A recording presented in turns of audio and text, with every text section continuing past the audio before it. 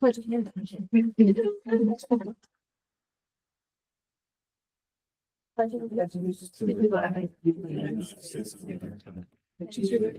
which he stands, one nation, under God, indivisible, with liberty and justice for all. All right. Everybody is here with the exception of our chair, Kate. You guys need tonight. I don't believe we have any added agenda items. And next time we're going to talk about is the board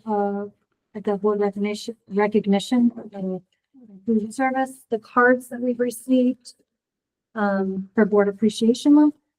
So, as Patrick mentioned, you can kind of like pass these around and look at them. They're great. They're really cute. They really are.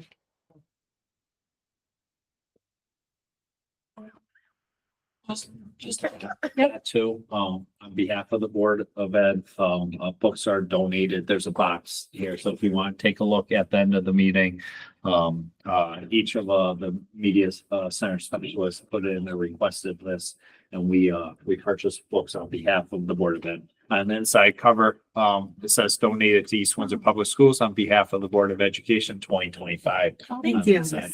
So I know they'll be excited to get the books, so we certainly thank you. Thank you.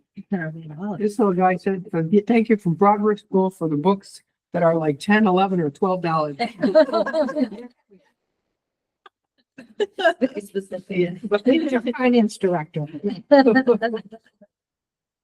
All right, next up is our minutes. We've got the February 12th minutes and the February 26th special meeting minutes. Does anyone want to make a motion to approve either of them? I'll make a motion to approve the February 12th, 2025 regular meeting minutes. Okay, that's a motion by Courtney. Second, I'll second it. Sherry. Are there any corrections or notations anybody wants to discuss?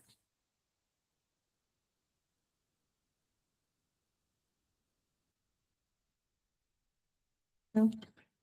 Okay, all in favor? Aye. And then we've got February 26th special meeting minutes. Make a motion to approve the February 26th, 2025 special meeting minutes. Second. Was that Betsy? Yep, that was. Denise, sorry. Okay, anybody have any notes? Or changes or comments? No? All right, all in favor? Aye. Now we're at public participation. I don't think there's any public here, but right. There's nobody online. All right, next up, we will do the high school report.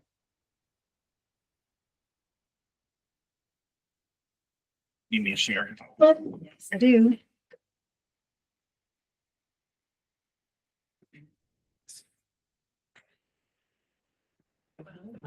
Thanks, Tim. Can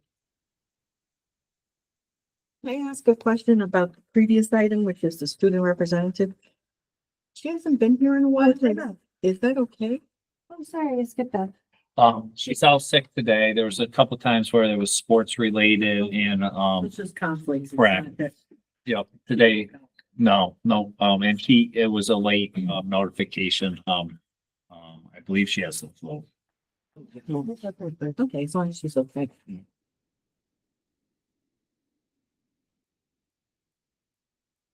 Oh, yeah, listen. That's all right. You hadn't started yet. No, you're good to go. Sending an R. Very nice. The letter R.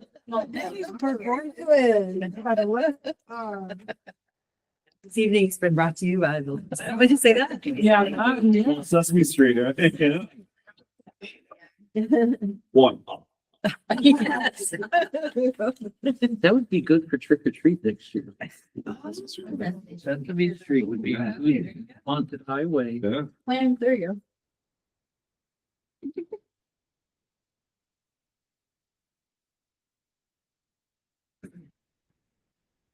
There we go. Different letters up there now. First, I just want to say thank you so much for allowing me to come tonight and share some of our data for the high school to give you hopefully a better picture than the exact path data gave you from the curriculum report a couple weeks ago. In this data packet, I have some SAT data, some on-track data, which I'll explain what that is, and some Alliance District data. So hopefully this will kind of give you a better picture of where we are and where we kind of are with in comparison to some other towns and with the state of Connecticut. So just like anything else, this is all going to be linked to the district plan, which is you all are very familiar with. I'm going to be speaking primarily about goal 1 tonight, obviously to link it to the portrait of the graduate. So as you all know, the portrait of the graduate is to create lifelong learners that are responsible citizens and self-advocates. And at East Windsor High School, our goal is to have all our students reach 80% grade level proficiency with 100% growth on internal and external assessments. So internal assessments would be your curriculum type assessments, and external would be the SAT assessments that I'm going to show you tonight.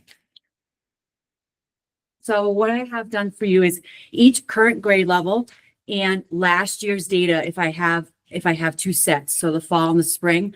For grade 9, we don't have the fall and the spring because we only had grade 9 in the fall. So what I'm going to share with you is how they did last year in the 8th grade in the spring, and then the baseline that we have for this year in the fall.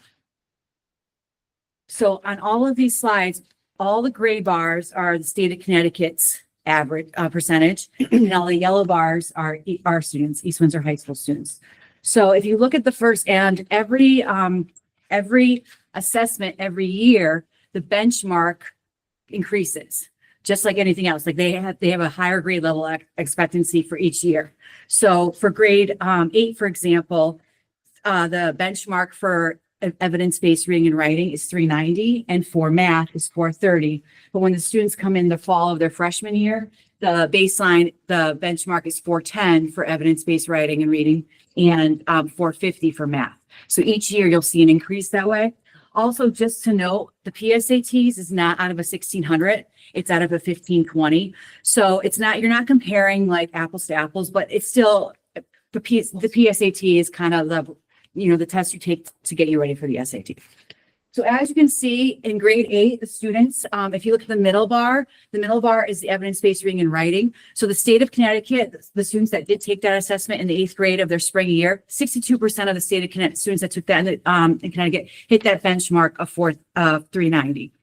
Whereas in East Windsor, we had 49% of our students that reached that. So not the 69% that the state of Connecticut did, but 49%. And in math, we exceeded the state average, which was 38% in the grade 8. And we had 42% of our students perform benchmark on that. And so obviously we can't have for both, can't be more than 42% because math is 42%.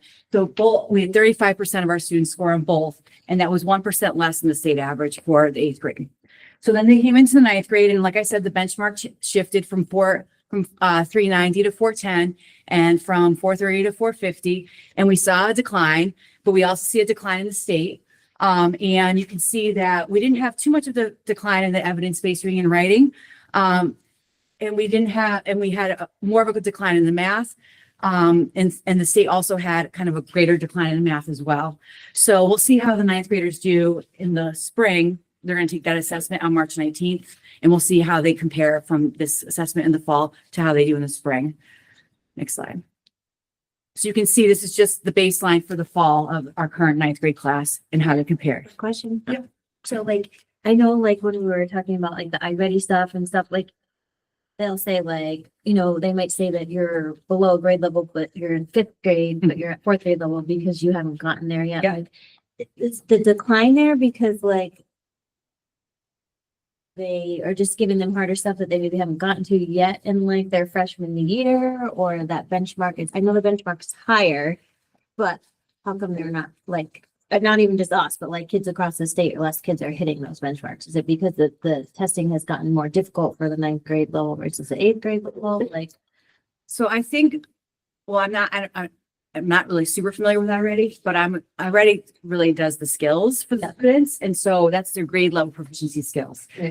College Board, these assessments are out of 1520, which is, and like, students who get 1600, for example, on the SAT, they're few and far between. So whereas already you want kids to get, I would imagine like, I don't know what's out of, but let's say it's 100%. You want them to get 100% and you want all kids to get 100% because that's the grade level score. Well, on SAT, the grade level, like you're exceeding grade level if you get 100% on the SAT. You're kind of like almost at the genius level.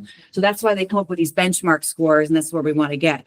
As far as how the College Board benchmark score relates to the iReady assessment, I don't know. I'm just wondering why like there's such a drop between the spring and the fall. You know what I mean? Like in like the Oh, from kids that. hitting, like the percentage of kids hitting it. Like that's what I'm just curious about. Yeah. Like if it's just Well, there's some factors that happen. We do lose about 15 to 20 students from the 8th grade yeah. to the 9th grade that go to other schools. And those students many times are positive test scores. Yeah. So that kind of attributes to the drop a little bit. So that's a little bit of it, but I mean, still, these are the students we have. So we want to, Yeah.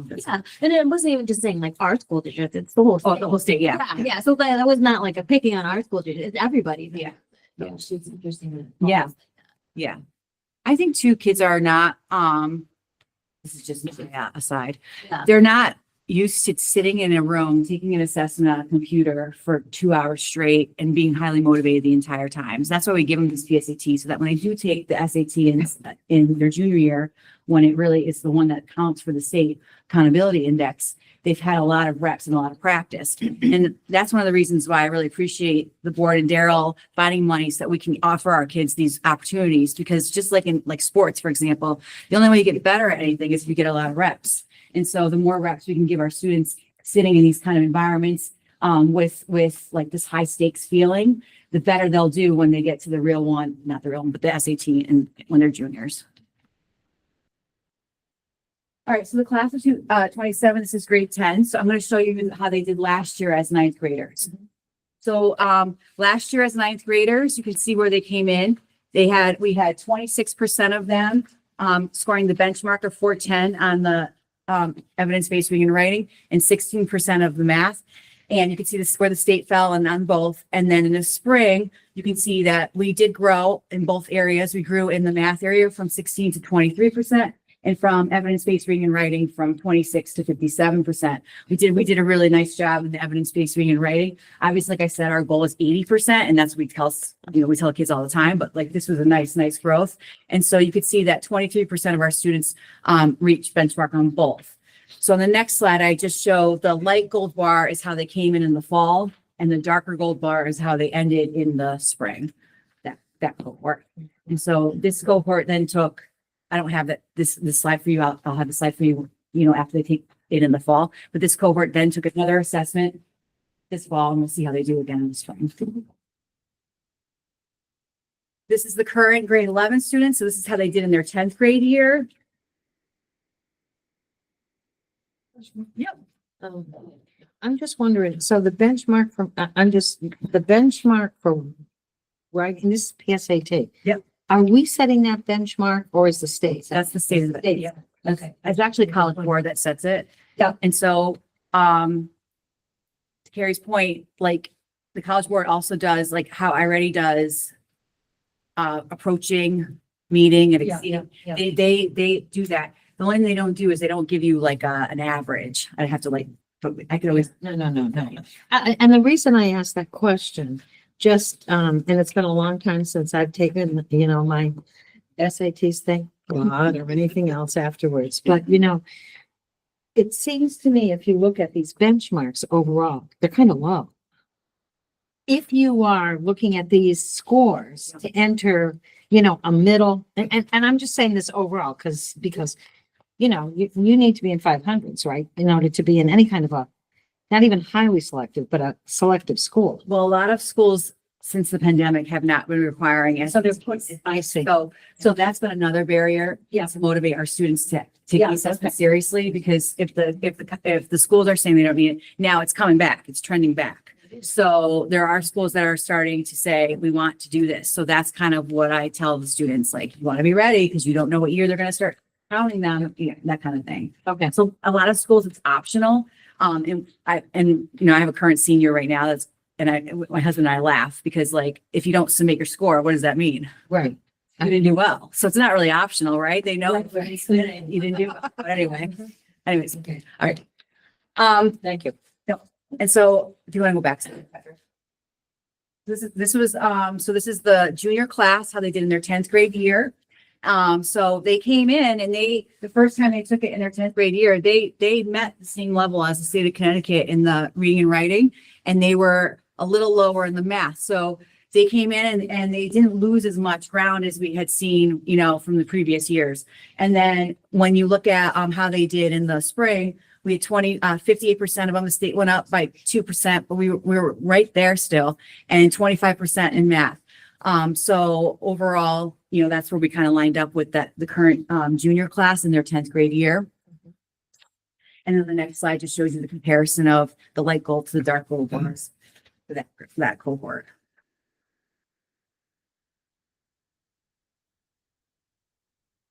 And then last is this of the SAT data is this current senior class, the class of 25. And they took the PSAT in the fall, and then they took the SAT in the spring of their 11th grade year. So these are totally different scales. The PSAT is out of 1520, the SAT is out of 1600. So they're taking different assessments. The benchmarks increase. So in the fall, the benchmark was 460 for evidence-based reading and writing. And in the spring, the benchmark is 480. And then in the fall, the benchmark for math is 410, and in the spring is 430. So they've increased the amount of the score, and the test has changed. So I just want to kind of put that in perspective. So we started the year in the PSAT with 12% of our kids hitting both, 35%, and then 12% in math, 35% in the reading and writing. And you can see we did grow them, not as much as we want, obviously. I mean, we do know that we wanted these to be better, but I just want to put that out there. I know we want this to be better, but we did make increases from the fall to the spring on a more rigorous assessment with a higher benchmark. We went from 35% of our students in evidence-based reading and writing to 40%, and we went from 12% in math to 21% in math. So the next slide just shows the comparison, even though they're different assessments. I just wanted you to see, though, this is where they started on the PSAT, and this is where they ended on the SAT in the spring. And I will tell you, for our accountability index, we have to reach a certain number of students. We have to really aim for 100% of our students to take the SAT. So I think we were at like 99% of our students took the SAT. So we're not missing kids here when you see the scores.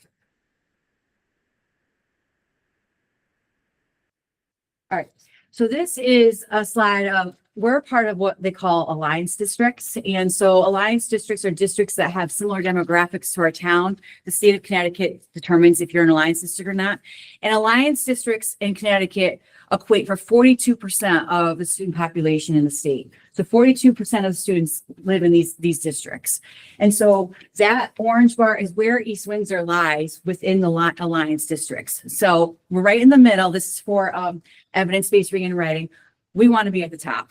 And so that's our goal, is to get our scores higher and to be up there where Windsor Locks, Windsor, and Enfield are. That's where we want to be.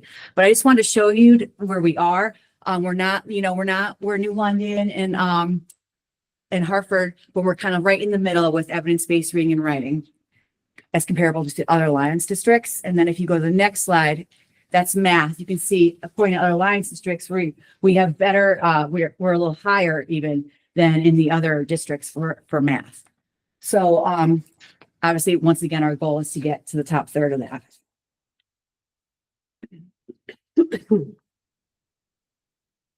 The next slide is our last year, there are advanced placement data. Students who take advanced placement classes, they take the assessments, and the goal is to score 3, 4, and 5. Some schools take a 3 score to give you college credit. Most schools take only 4s and 5s now, and that's dependent on the school you apply to. But for our data purposes, we look for 3, 4s, and 5s, and we say those are the kids that did proficient on those assessments. So we had 42 students who took an AP class last year. That's 16% of our school. And of those 42 students, they took 74 tests. So some took obviously multiple tests. So 70 of those 74 tests, the green bar, which equates to 38%, if you add all the greens, 38% of those 74 tests were 3s, 4s, and 5s. And then 38%, which is the yellow, were 2s. So a lot of them were like almost there, but didn't get there. And then like 24% of those students, those tests taking were 1s. One of the things that we really push is to open access for our AP classes. We want all students to have the opportunity to get into those classes because it's like there's a lot of real soft skills that students learn when they take AP classes, like time management, study skills, stuff like that. So a lot of times students take those classes to try college level coursework, and maybe they haven't traditionally been in our honors level classes, and we like that. So I always tell the teachers, like, I care about these scores. I think they're really important. I really want them to be in the green, but these guys that are in 1s, maybe this was just their first try a college level class in high school. And I don't want to knock that or not allow them to do that. So that's kind of something that we really promote at the high school. So I have another question about that. So just what I read in terms of the math offering. So in order to be in some of the advanced placements, so you have to have a skill development. It can't be, I'm just going to try. You have to have a GPA. Correct. Other math courses in order to get in. Correct. Is that my assumption? Yes. Yes. So there's certain courses that like AP calculus, AP chemistry. And when I do a like a recruitment breakfast, and I invite the families in and I explain to them the difference between like an AP chemistry and an AP psychology class. So AP psychology class, you have to be ready to study. And the AP psychology class, if you get a 4 or 5, some colleges will give you 3 credits or 4 credits. If you get a 3, 4, or 5 in AP chemistry, you might get 8 college credits. So based on that right there, you know the rigor of that class is going to be a little different than the rigor of AP Psych. So we try to, if kids are going to try on an AP or try it, we try to promote like AP Psych. If you're, we have a couple. Also, we have Patrick, you want to go to the next slide? Sorry, you're about to take them. We have a number of ECE classes where these students get UConn credit, and that's kind of like a college level class where they take UConn assessments, and it's not as high, it's not taking an AP class test. And so like the Spanish and the Spanish language, especially for like a lot of our native speakers, this is a really good opportunity for them to get some college credit prior to going in and not have to worry about taking an assessment. And then we have the English class, the AP English senior level class, is also a UConn ECE class, and students who pass that get 4 UConn credits, a UConn transcript and everything.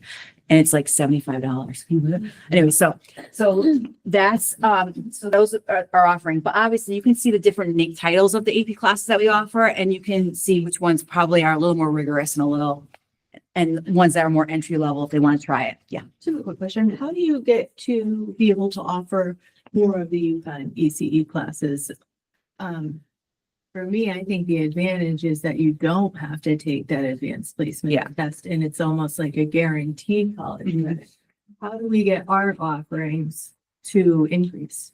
So the hard thing is when you become the ECE class, you're almost like an adjunct professor for UConn. And so the teacher's credentials have to equal the credentials that UConn wants for that particular department. So that's where we struggle a little bit. So that they have to like actually apply as if they're going to be a teacher at UConn. And so if you don't have whatever and it varies by department at UConn. So like maybe one department's a little more lenient what they require. Another department wants you to be like, took like 5 whatever kind of classes to be that. So that's kind of the challenge. And we've tried to find some opportunities too with Eastern Connecticut State University. And we do have some courses, but we're still waiting. There's been a little, the dual enrollment situation with the state of Connecticut is kind of holding us up there. So we do have some of those, but we're not fully offering them yet. So these are, you can see on the bottom, we have other AP course offerings that we're not offering it this year. What we do is we try to offer, especially AP Environmental Science, we kind of offer them every other year. So based on student enrollment and student tallies. If we have a student that wants to take AP Calculus BC, we certainly will allow it. BC is like the second semester of calculus for for college, excuse me. Principal of Computer Science. And then the AP Spanish, Latin Culture, and Language and Culture, we haven't been offering those because we do have the UConn option right now, and that seems to be what kids kind of gravitate towards and would rather take. So you can see that in 23-24, we had, I just want to show what our current enrollment is in AP. Last year, we had 42 students taking AP classes. This year, we have 46, which last year that made 16% of our school. This year, it's 18%. And of those 42 students, they took 72 tests last year. This year, they're taking 89 tests. So we're increasing the offerings, increasing the students, increasing kids that are taking those college level classes. Grade levels. Excuse me, what grade levels does it start at? Usually 11th and 12th grade, but actually Sharon and Will and I were just talking about maybe a 10th grade offering that we could maybe think about. So to be determined. So how are we going to get ourselves to 80% proficiency and 100% growth based on the data that we've seen? You know, I just want to commend a lot of efforts that we're already doing here and talk a little bit about our tier 1 instruction. But if you remember when we first came on scene, Tim and I, like, we didn't have world language at the middle school. So now we're offering world language at the middle school. And so now there is, you know, more students get hooked to hopefully stay in East Windsor and stay here. We have a pathways program that Barbara's been working really hard on and getting, you know, our college and career readiness classes going with pathways. We have tier 1 instruction, which I'm definitely going to talk a whole bunch about. Stay tuned. We've been doing a lot with our family engagement and communication with families, especially if you get my quick 5, you see I'm really trying to put some data into that, and so that families know what's going on at the high school. We've the internal measurement system of the exact path, which you all saw. The open house and block party ideas to kind of drum up people coming and coming to see us. And then obviously our sports program is growing and our music program is definitely growing, as some of you know from the meeting we had a couple weeks ago. So what are we doing for tier 1? So Barbara and I go and do informal walkthroughs to different classrooms. And as of February 24th, we had done 254 informal walkthroughs this school year. And so what are we looking for when we do these informal walkthroughs? We have commitments at our school that we want all teachers to continue to do. But one of the big ones that I've been really, really focusing on this year is our depth of knowledge questions. So DOK level questions are the lower the number, like the more, like DOK 1 is recall, simple, like maybe just facts that you're pulling out of text, all the way up to DOK 4. DOK 4 where you hear like create, analyze, predict, compare and contrast is DOK 3. So it's like, we want to get our students to those higher level DOK questions. And if they can't get to the answers to those questions, we want to scaffold our instruction so we can get them there. So when they take those big high stakes tests, they've seen questions like that before. We haven't not exposed them to that. So that's kind of been our big push this year. So we're trying to higher level expectations by higher question level and our questioning levels in our instruction. So how do we, and then if they can't access it, we're trying to provide scaffolding so all students can access that. And how we're doing that is we're targeting our professional development based on the needs of the walkthrough. So if we go through a walkthrough and we see a lot of students, we're not seeing a lot of DOK. We've been doing a lot of professional development with our staff around those questionings and how they can kind of plan better for those ideas. And then also how we can scaffold to get the students to those levels. So one thing that we've been doing is something called the 3 reads this year at the school. And it's something that we all do in our adult life and probably don't even realize it. But if you don't understand something, you read it again. And sometimes you might read it 3 times or 4 times or 5 times. So we're trying to teach the kids the strategy that if you read it once and you don't understand it, that's okay. You got to read it a few more times. And so what the teachers are doing for the scaffolding is they'll have the kids read it once with one question in mind, maybe DOK 1 type of question. And they'll have them read it again with a different prompt. It's the next level of questioning. And then they'll have them read it a 3rd time. And now we're getting to the higher level of questioning. But some kids might need more than 3 reads. They might need a couple more. And so they've been really working hard on trying to figure out which kids need more and which kids can kind of do less. On the DOK 1s, the first read, sometimes that they're doing a read aloud so that everyone could hear how it's supposed to sound. And then we're taking that away from some classrooms. They don't need the read aloud anymore. So that's kind of what we're trying to do to kind of up the rigor a little bit with that. And then we're really trying to use our data to make decisions. So we're looking at how we're doing with our attendance, behavior, and academics. I know we're targeting cohorts that need the intervention and trying to figure out what we need to do to make things better for that specific cohort. For example, when we talk about behavior, lack this year we had, we felt our grade 9 students had more behavior than the other grades. We targeted some interventions with grade 9 and now they're kind of all lining up together. Our attendance data, for example, our 12th grade is not attending as much as the other underclassmen. So we're targeting interventions for 12th grade, and our academics, as you all know, we're not doing it so great as we want to. So the percentage that we look for when we need to do what we call tier 1 targeting is we want 80% of our students to be at a goal.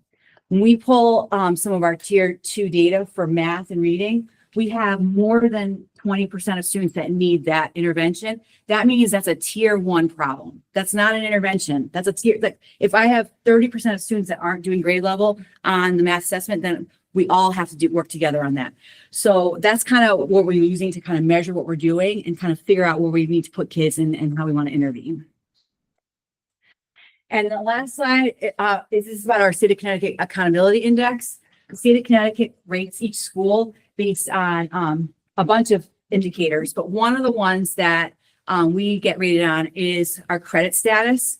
And so number 7 is our on track to high school graduation. And what they do is they say, how many of your 9th graders have obtained 6 or more credits at the end of 9th grade year? And that's how you get those points. And so you can see that we were able to get, we could have earned 50 points, but we got 46.5. And so the percentage of our points earned was 93.1, where the percentage of the state was 89.8. So we exceeded the state in the credit bearing, because the question about credits came up last time I was here. So we are a little higher than the state in that area. Our cohort rate is a graduation. If you notice, this is talking about the class of 2023. So not last year's cohort, the cohort before. And so that one, we're a little lower than the state average on that. And then as far as the 6th year, the high needs, those are students that maybe need a little more time to graduate. We're right where the state is with our high needs population. Slide. Good, I thought it was. Okay. I'm like, do I have more data? So I don't know if you have any questions or any more comments. I have a question on that 6-year. Yeah. 6-year graduation. It says it's the 2021 cohort. Mhm. No, I know just because my son was in the 2020 cohort that was COVID. Yep. So do we have any idea? I would imagine that the numbers increased, but the state average probably has increased as well. Do we have any idea, or that's feeling out? So when they do the accountability index, they actually take out 2020. It's not even on the chart. Okay. So I think everyone's increasing yes from that Okay. year. Right. I'm just thinking because that's 2021 right there, and we're 25. I know. Yeah, I mean, one of the data points that hurts us for the 4-year and 6-year graduation, we brought this up with the consultant that works with us for monitoring for our Alliance District. I think we've had 3 consultants, and Daryl and I bring it up every single time, and they recognize it and they acknowledge it, but we still get kind of dinged for it. Is that it essentially doesn't exclude the kids in special education that are mandated and require additional time as part of their program to finish. So technically, you do not graduate or do not get your diploma handed. You may walk during graduation, but you cannot get your diploma until you exit a special ed. Otherwise, your diploma signifies that you exit special education. So if you can receive special education, as you can see, like our transition program is a perfect example of it, and be eligible until you through your 22nd birthday, which is beyond the 6th year. And they will complete that program. They'll have the necessary credits. They might even have the necessary credits to graduate on time. And many of them do, but it doesn't matter because they still require programming for their post-secondary. And so those students count against us. And we get, and when you're a smaller school district, every student represents, like a 0.5% essentially, almost. So there is a frustrating component to that number 8 and 9, which is still, from my perspective, unresolved. So Patrick, they're not counted? Is that the thing? I'm just kind of listening. They're not excluded, so- They're not actually, so- they're not included in the overall numbers. Is that what you're saying? Or they're excluded? They're not excluded, meaning that because they haven't technically graduated But there's still no They're health. counting against us. So they They're say still if here. you graduate, so your graduation Yeah. percentage is down. Yeah. Okay, But yet, if they were to graduate, we wouldn't be able to service them by law, which we're required to do. Mhm. yeah. So if you have a high population of that in one particular class, your graduation rate is gonna suffer that year. Yeah, yeah. But even 2 or 3 kids each year impacts that number for us. When you have graduating classes somewhere, like. Small schools, yeah. I know we were talking about math tutors and stuff like that when we were going over the budget and like with some of these scores, do we know like how many kids really do require? Like, I know we don't have a lot getting it because there was scheduling conflict, Yeah. and one was hired late. Like, do we actually know how many kids actually do require these tutors? Like, if we, in an ideal world, their schedule was perfect and we could get someone in there type of thing. So, since that last meeting, I've been doing a little stuff. Yeah. So there is a high percentage of students that could use some math support. But to Patrick's point, I believe he said that we could probably free up some sections of certified teachers to teach that math support section. So I have some ideas around what I would like to do with that, but I want to like flesh it all out. But I think we do need to hit math hard as far as like getting our students back to where they need to be. But I think it needs to be kind of like messaged really correctly. Students need to be in schedules prior to the start of school year, so you're not pulling them out of a class that they want, like they'd rather be in. And we need to kind of make it really non-negotiable. Like you have to be in this if you're at this certain cut mark.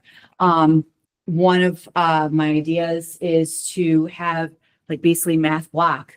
And all 4 teachers are teaching math intervention at the same time. Yeah. And anyone that knows anything about math is free that period. And that would be myself included, because as you all know, I'm a certified math teacher.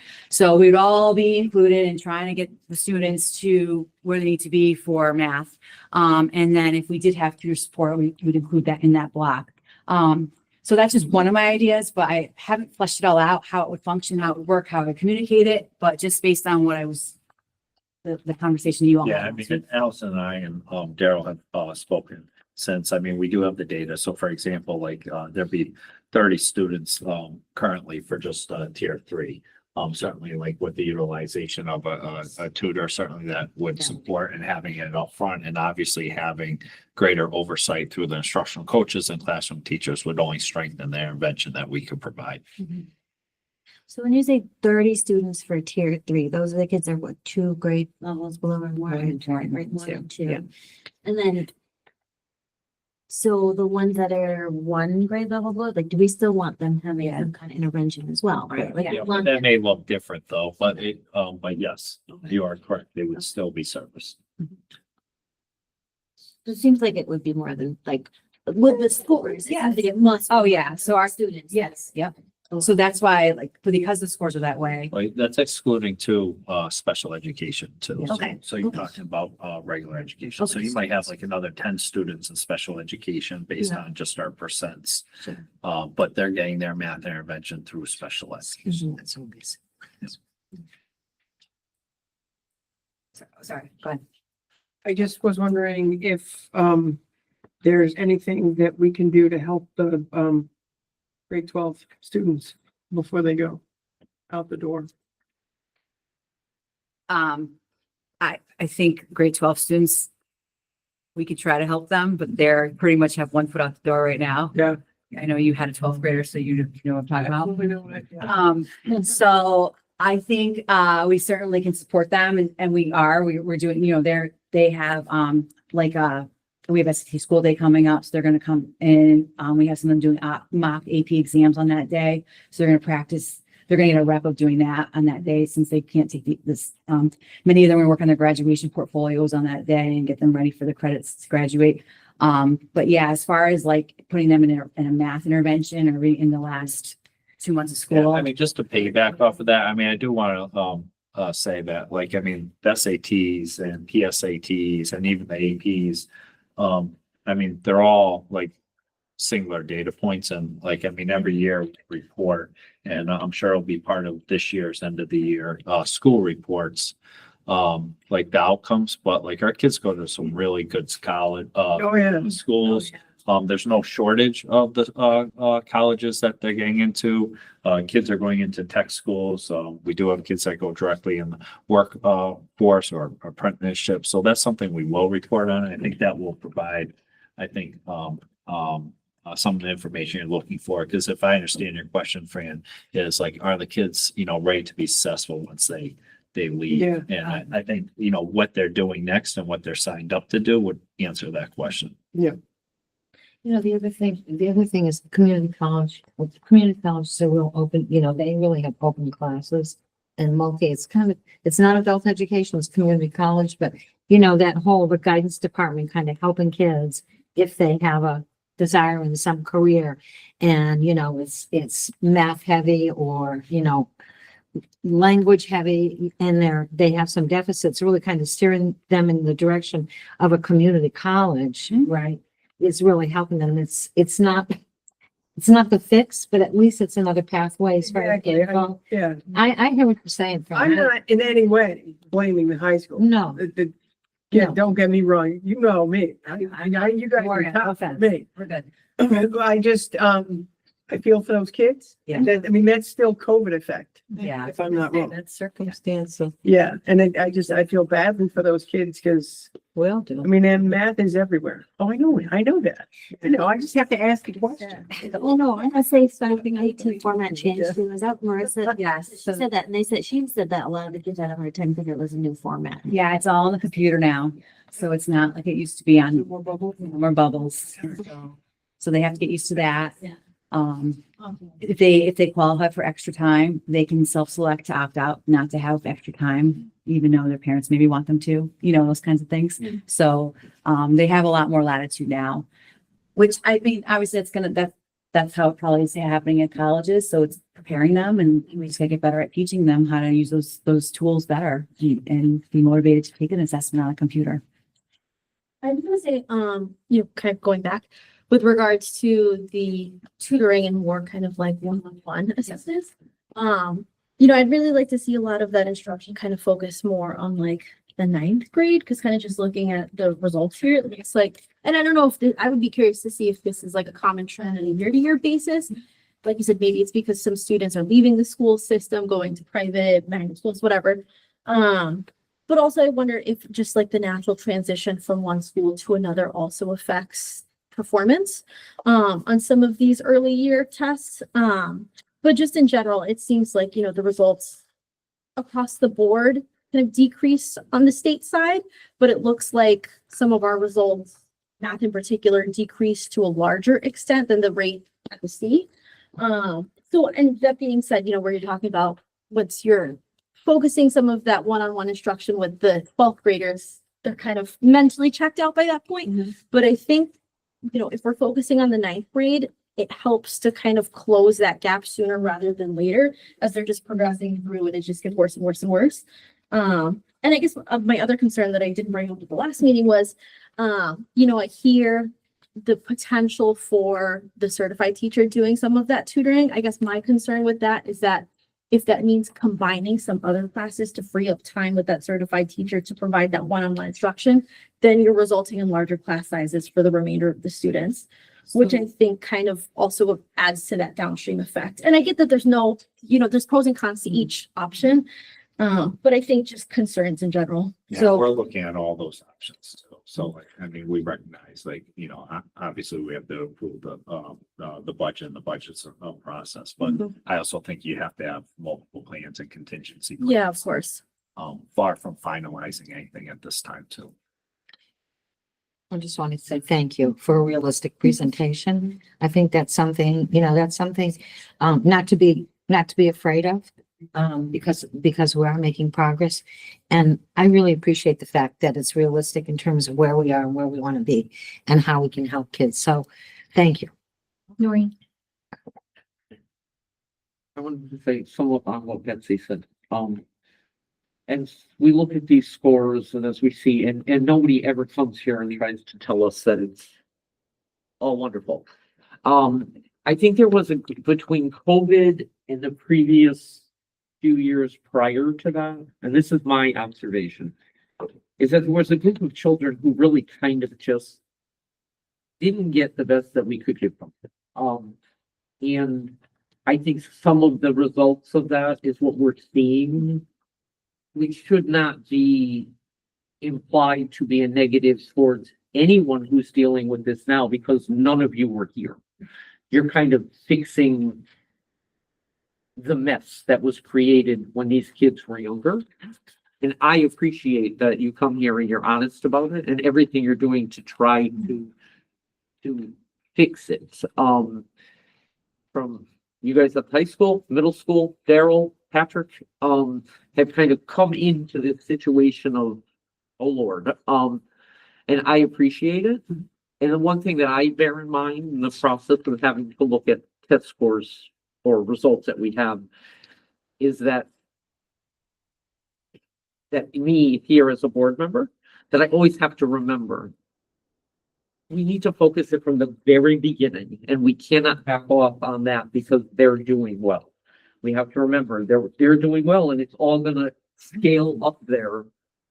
And what has gotten put in place over the last 4 years is beginning to show those effects.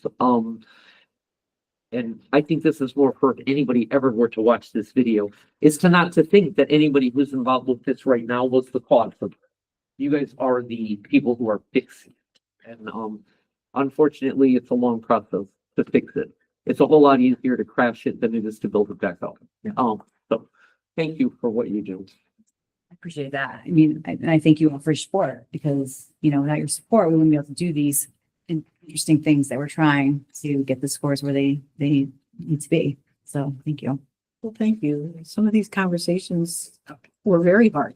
I look at the whole team and I think, God, there were times where I thought this had to be such hard stuff to present to us, but we're all in this together. So, we're here to help, we're here to support, and we have a great team to support. So thank you. Thank you all for your hard work, for your tough communications.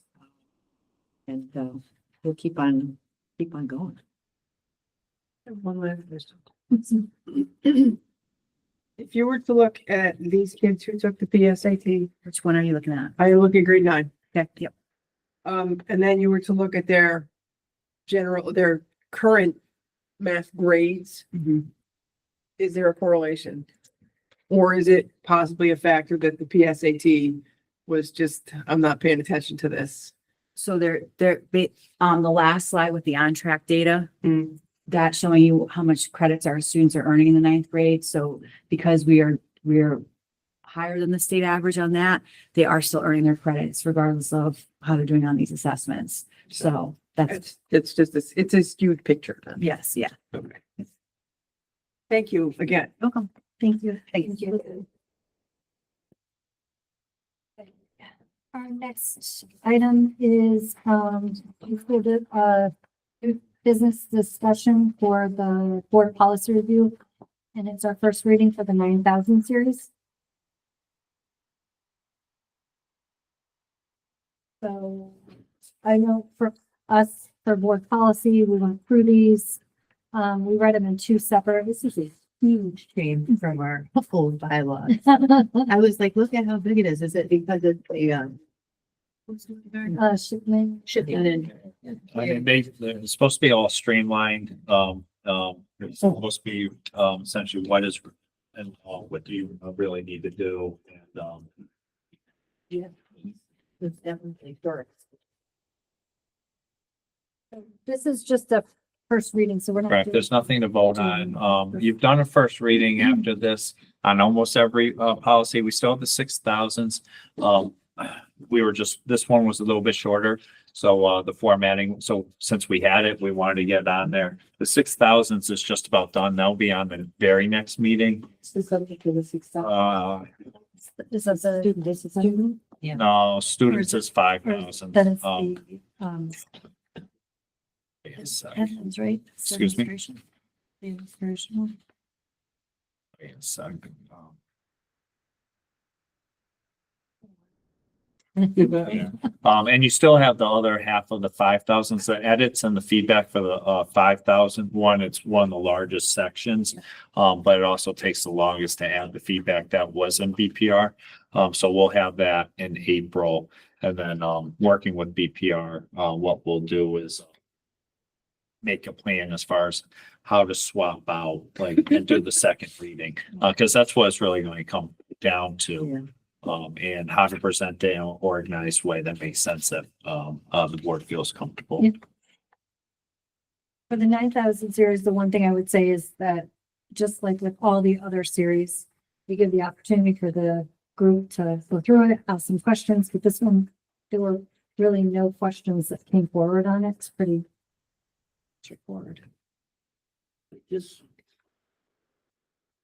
one thing with relative to the agenda, the construction and posting of the agenda. They changed the law last year that Board of Education agendas must include all of the backup documentation.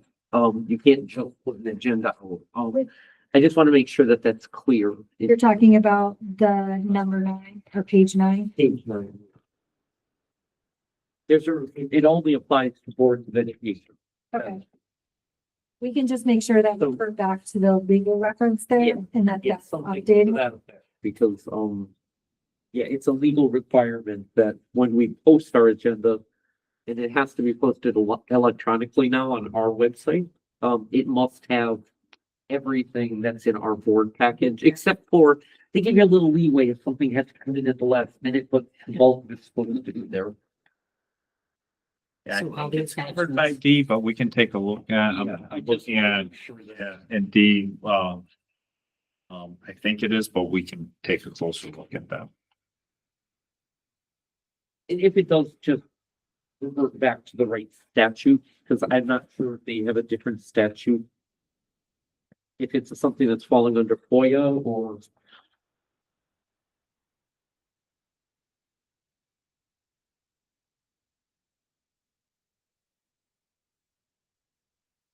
Oh, I see, yeah.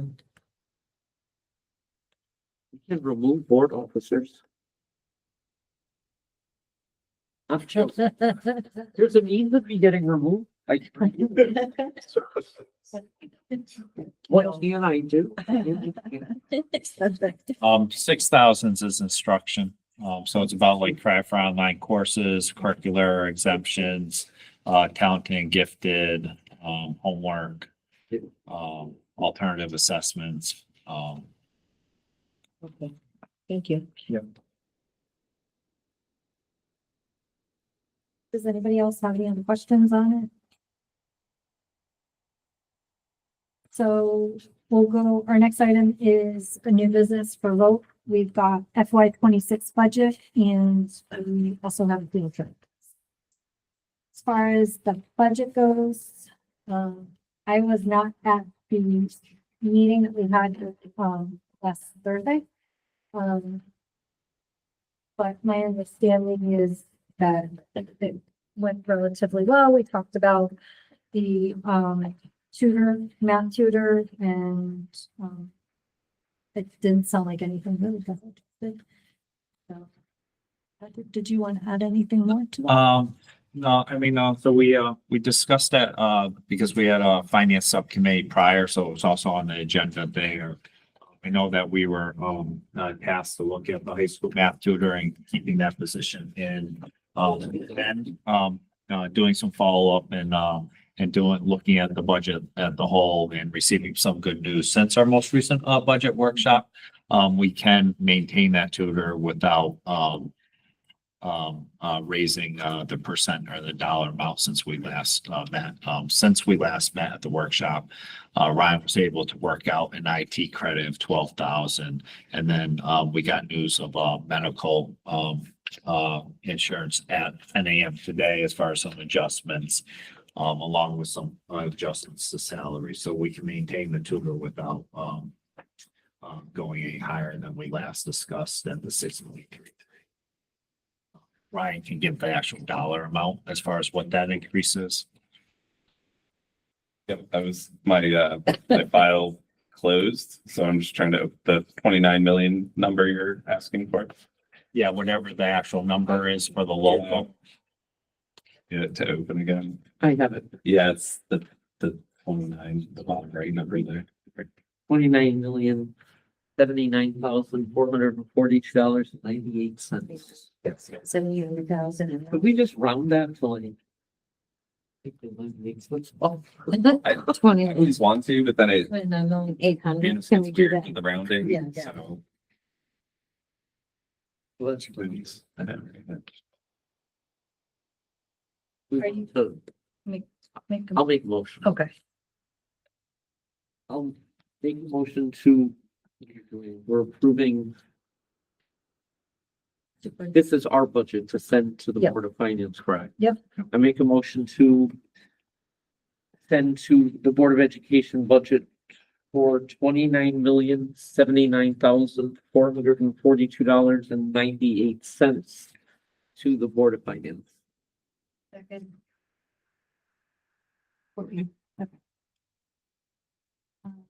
Discussion?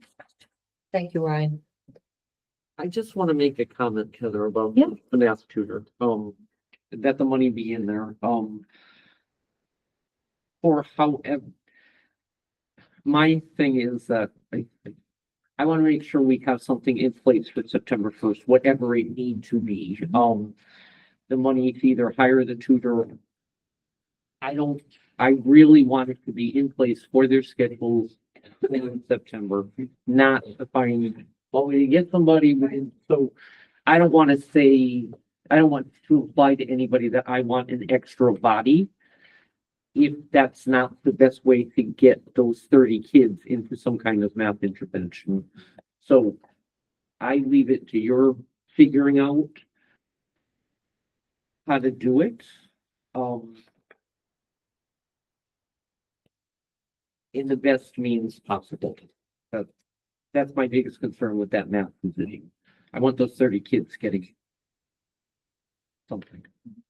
Appreciate that. Thank you. I would agree with that too. Like, so that doesn't end up getting spent on a math tutor because we can't find one and we are able to utilize one of your ideas, then. So the other thing, the other importance I think of this is that we can see the trend and we can see the kids are there. For me personally, it was to have that line rather than all, every year kind of having to go back and to advocate for something. So I'm hoping once it's there, we know there's a need, that whole scheduling and preparation will be sustainable, right? And we know what's going on. I understand that it's difficult. I understand the difficulty of scheduling something mid-year. So this will be, I'm very happy. Anybody else have anything else? All in favor? Aye.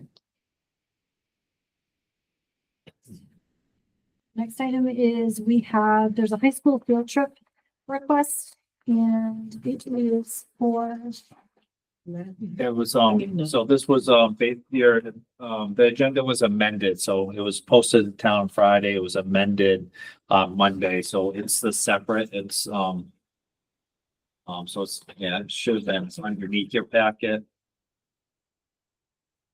Wants it somewhere, you have the high school, Yes, administration here. yep. I don't know if anyone wants that, but, basically I'll do my best to summarize and then Allison, and or Barbara can, jump in, so, we didn't have enough kids to do such a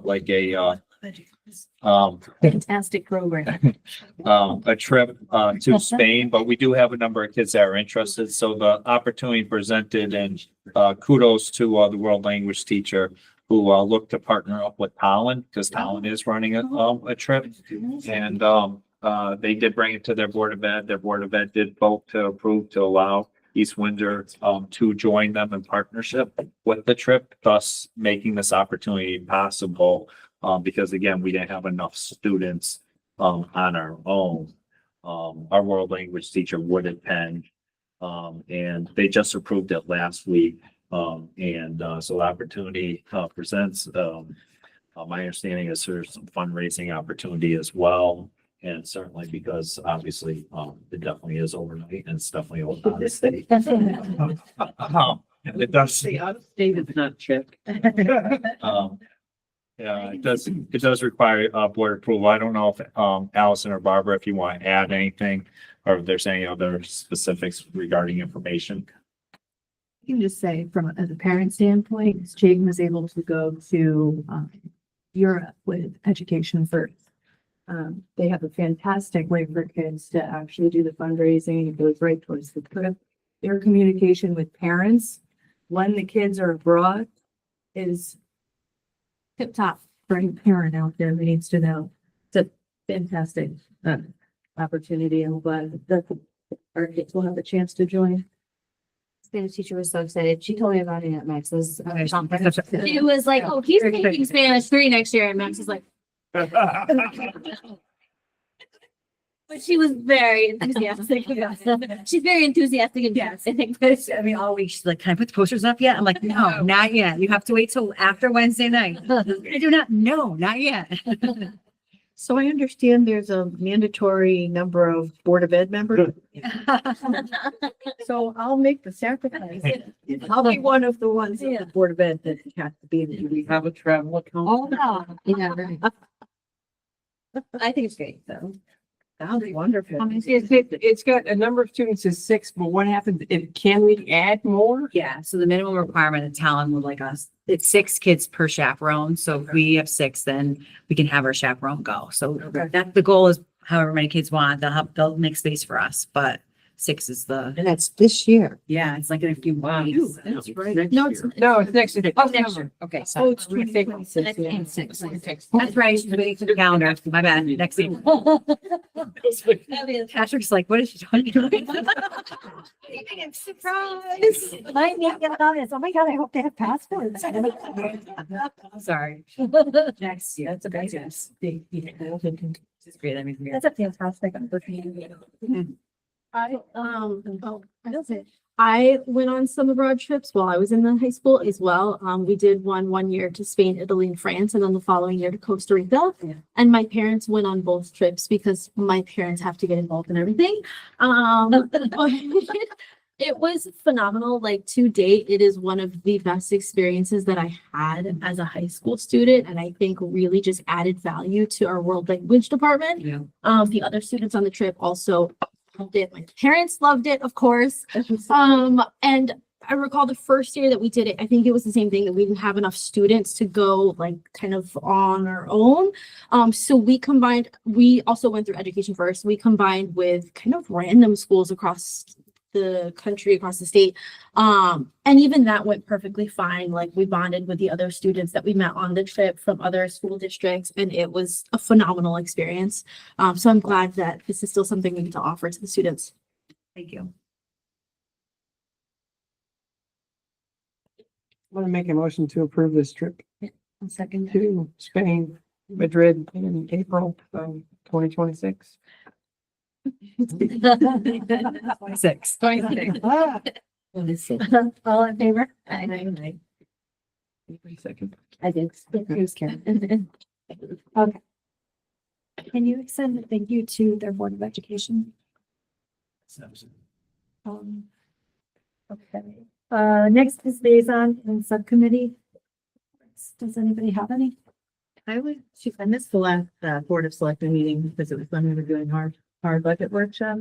But on February 20th, Bob Maynard came to talk about the East Windsor Greater Together Community Fund. And around town, you've probably seen signs for the Hartford Foundation for public giving. But this is their 100th year anniversary and they're giving $100,000 and there's going to be 5,000 per group for, I believe he said 50 participants in East Windsor. So the BMX skate park had utilized this, Diversity Council. They had listed that East Windsor Public Schools had actually gotten some funds for them previously. Here's the date, but the applications are due by April 15th. So I think it would be, $5,000 if the Yeah, I school believe- kids can come together. Did you end up putting in a proposal or you are, Tim? No, I forwarded to everybody. Yeah, okay. But I did one in the past. We did the outdoor eating, picnics, lunch Yeah. area for the kiddos. That's where we got the fence. Oh, For the two, for the school. We didn't get the approval for the second one. That was for the, extra swing set. Gotcha. That was 50%. Is it for any, like, is it, do you know what the guidelines are for it? Like, We have the guidelines. This says like a 501c3 is preferred. They really want to be looking for projects, he said, and they want to know what the money is being used for. But it does sound like if you have like a group that's doing something for the community, he would be open to hear that. Or Well, I they think would it have to as be a a five, I was, to begin with, when we started, I think it does have to be a 501c3. Or But it says or preferred. it can be somebody else. Yeah. Right, so to town come will- through. We'll use that, the town can be used as a pass-through. He just said he's got a lot of money right now this year and let's try and go get some for the kiddos if we can. Is that maybe NHS or the Leo Club could apply for? 'Cause I know Yeah. people do a lot of like funding to service community outreach based projects. Just maybe a thought to run by those advisors or anyone at the middle school that has like an equivalent kind of community outreach program. I think, Yes. I can't think of her name, she's helping with the track, the shot putty area. Mary Ellen? She's with Mary Ellen. Ella. Ella. I think Ella is on that committee. She came to us at our athletic meeting about the shot put thing. And I had mentioned that, and Ella said that she's actually a representative on that board as a student in town. Oh, you're right. Yeah, They have to have two students, right? So she may know about NHS or. It could be for, I mean, it's go through the school and it could be a little bit for your cheerleading interest as well. There's a lot of different things it could go into. Does anyone- oh, go ahead. I was just gonna say, PTO bingo is Friday night. Friday night at the middle school, 6 o'clock, 6 to 8. Come, it's a fun-filled evening. Everyone goes home with something. oh yeah. Sometimes multiple things. Things. It is Monday. Tomorrow night is the All Pops concert. They're the town, this will be at the high school at 6 o'clock. As you can see. And it'll be really fun because it goes all like from like the fourth grade all the way through the high school level. So it'll be a fun night, I'm sure. Iris is going to do some announcements. She's very good. Oh, Facilities committee has not met, subcommittee hasn't met, the ad hoc committee has, their next meeting is April 2nd. I think everybody was there last week, so I'm not gonna waste any time with that, but, the next meeting is April 2nd, which should be a pretty, action-packed meeting. We'll be taking action. are you opposed to, if any board members have questions of things that maybe we want to get some answers on between now and before the next meeting? Do you have communication with them? Yes, you can send them to me. If you send them to me in writing so that I'm not interpreting what somebody has said, I'll be sure. You can do that and I'll make sure that Okay. somebody gets the information. Okay, because I would imagine a lot of us, especially those that are on the committee, last meeting was kind of, there was a lot of stuff that we talked about, and I'm sure plenty of us have questions that we might have. They will have the survey results at the next meeting. I know they said the analysis is complete. They just haven't synthesized and summarized. I pushed for it, I think yesterday, day before, I said we were supposed to have it by last Friday, and where is it? So, I have not seen it yet, but, I'm on point on making sure that they stay with the things. I've got them calendared, actually. If they said they're doing something, I'm giving them an extra day. No. And the day after it's due, that's when I'm checking to make sure that we've got it, so that they stay on point. Okay. I have one thing, can we talk about maybe having the architect come to the next meeting? To the next. Or ad The hoc? architect? Yeah, To the ad hoc? Yeah. That's, yeah, we're gonna see if that's. because I feel like some questions are gonna be more geared towards that. Yeah. And they've even said that the architect Yeah. would know Yeah. better about I- those things. Yeah, and I think I'm not sure. The agenda is still, but it's on my list of Okay. things on where I keep notes on that. Okay, that's it. Yeah, I just wondered, I wondered who does things for the website. Is it Justin or is it Ira that does that? Cause the questions that we answer, people ask questions, like, I thought you did a great job answering the question, the pros and the cons, for it. Piece of paper. I mean, but it's there. And so, if we could have, I don't think we have to put people's names on there, but just questions that were asked. Yeah. And we answered them, Mhm. people would know that there was a two-way conversation, but I think it should be on that site. I don't know who does it. I can answer. It was, Ira was supposed to set it up. Okay, Justin was the one who did set it up. okay. Jessica's the one that's managing it now, but, I will say if you email and you have suggestions as far as, just send them to me and we'll, Okay. I will say there's been quite a bit of work on the website. the Yeah. past 2 weeks. So if you look, all the Oh, meeting okay. minutes are there, all the recordings are there. Yeah. So I know it is being updated, but, somehow we absorb that. Then what do we? Why- Okay. No. Let me just say, It's an ad Ira, conversation. Ira is no longer in the picture. At all? He was advisory to, CSG anyway. And he was more, Are we still paying for him? No. Okay. Why would we pay for him? He's- Well, no, I'm just wondering because, yeah, no, I hadn't realized it. Okay. Okay. That's all. Ad hoc. We can all talk about that now. Okay, anybody else have any liaison? Okay. Second public participation. Everybody? Does anybody have any miscellaneous? I have a miscellaneous. Okay. We got enrollment Mhm. again. Yep. And our total enrollment is down 26 in March. From last year, what causes that, Patrick? I mean, I can defer to, I don't know if Pam or Allison maybe could speak to and just see where the change was. It's more the primary grades, the pre-K through 4. Right? We had a couple of kids move to different towns, especially in March. This is Brunswick School. Oh, all right. So we had a couple of kids like, For the And then also we have kindergarten, it's moved. smaller this Yeah, year because the you're not kindergarten on the is hotspot after because you're school. okay. some, like we just had three kids move like the last 3 weeks. Small, to, so like, big. to It's like, surrounding towns. The parents bought a new house or they, Is it based off the kindergarten just because? it started in Sorry, I was September? looking for, I thought it was a recent change. If you're just asking from last year, this From year. last. Oh, sorry, I That's what misunderstood. it is. Primarily kindergarten, so, Think I've asked. so kindergarten, because of the age change, Yeah. so kids that normally had birthdays all the way leading up to, basically January 1st, would be able to enter kindergarten. That's been, pushed to September 1st now. So essentially We you, should have a higher. no, because now it's September, so it should be what previous grades have been. But this will that grade everywhere will always be like a low grade. So it's one of the things we're even just thinking about as far as like that grade going forward. Yeah. Like, Yeah, being correct, there might be a way to reallocate staff creatively. Because like everywhere, that grade's going to be lower. Okay, thank you. But there were 14 kids from January to February that left district. Yeah.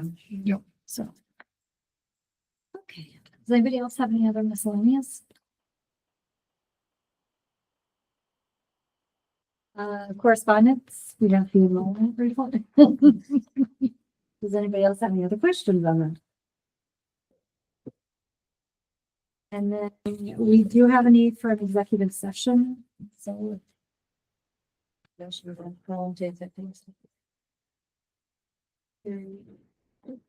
Second. Oh.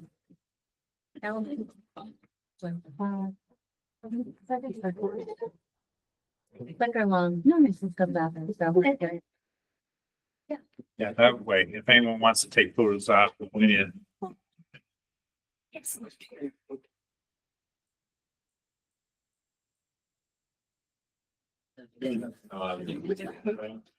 Oh, she was so helpful Yes. anytime. For nursing and like going to field trips and your dad too. Oh, they're so great. So- I'm very tempted that Sorry. Oh my God. Oh my God. Then I could stop looking.